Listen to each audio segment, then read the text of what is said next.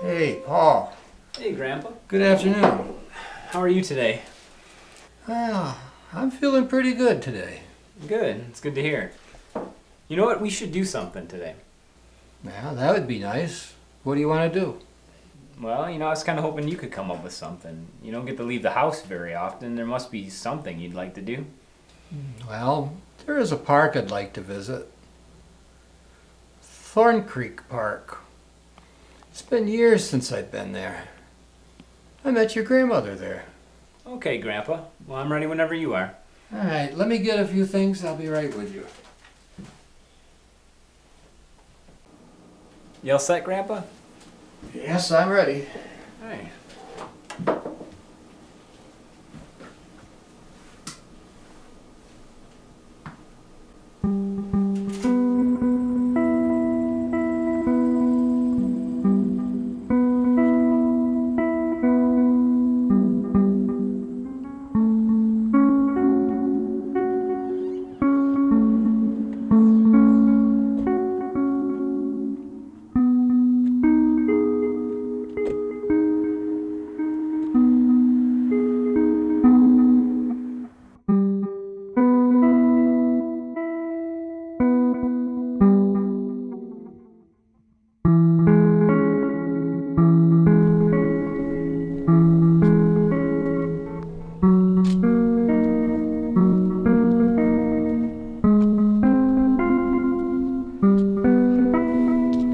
That bench over there. Let's sit down there.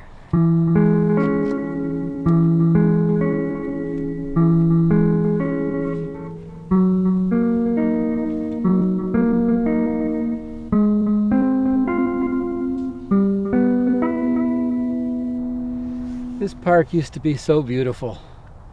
Look at it. It's faded into nothing. It's sad, but this place is very special to me. I remember when I met your grandmother. There used to be a fountain right over there. I was sitting right here on this bench when I saw her over by the fountain. Even at this distance, she caught my eye. I admired her, but I was too shy to approach her. She turned, looked my way.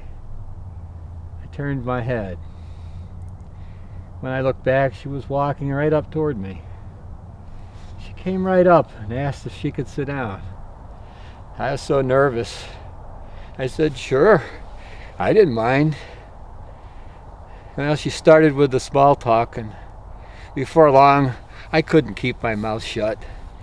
We sat here and talked for 3 hours. Ah, what a day that was. All this time, and I never knew how you met. Thank you for sharing that with me.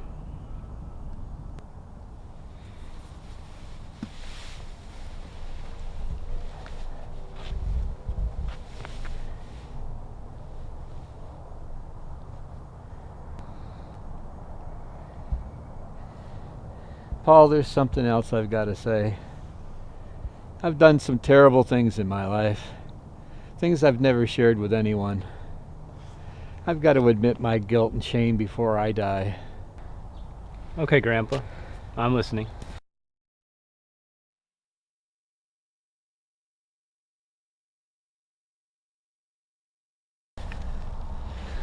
When I was 10 years old, I killed my younger brother.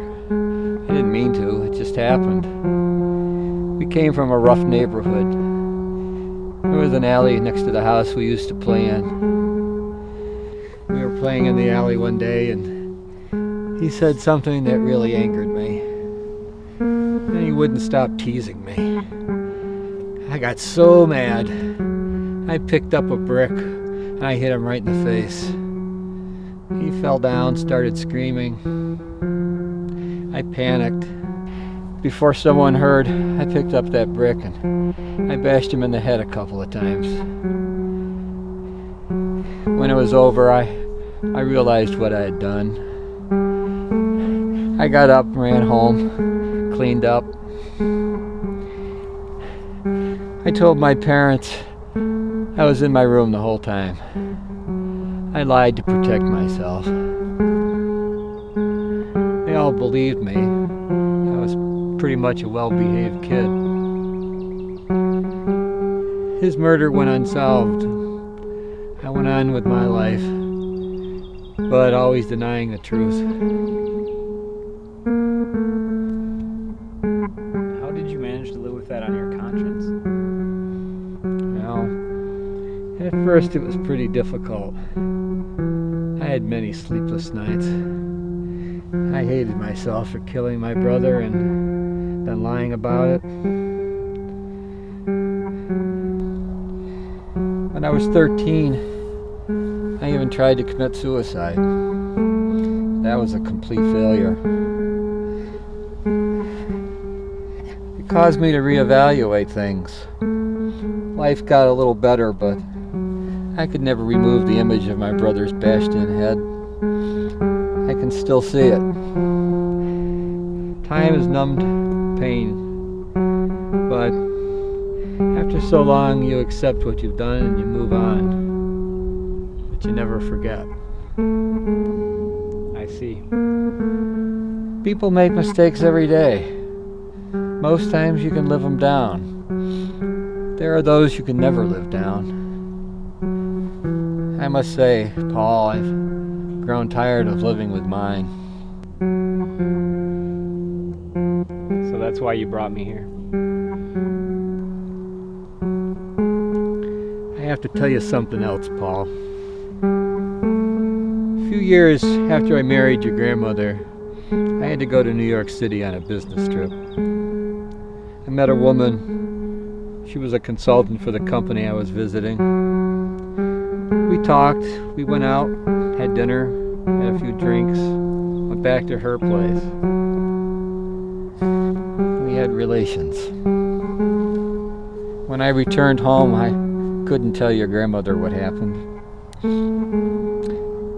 A few months later, I had to go back to New York on a similar business trip. Our paths crossed again. This time, she was pregnant. She told me it was mine and intended to keep it. What could I do? I gave her some money and told her I never wanted to see her again. I kept this from your grandmother and everyone else. All this time, I've had a son or a daughter out there that I never knew. It's always bothered me, not knowing my own kid. But I couldn't risk losing your grandmother. She meant the world to me. Living with that infidelity has been the hardest thing I've ever had to live with. I don't know what to say, Grandpa. I don't have to say anything. I'm just glad you listened to me, son. I'd understand, though, if you never wanted to see me again. Before I knew all this, you were the kindest and sweetest person I'd ever met. Nothing has changed. It means a lot to me, son. You've always been there for me. You were there for me when your grandmother died, and you're here for me now. I'll never be able to thank you enough. You don't have to thank me at all. Yes, I do. I owe you a lot, son. Paul, I'm not feeling so well now. I'd like to go. Okay, Grandpa.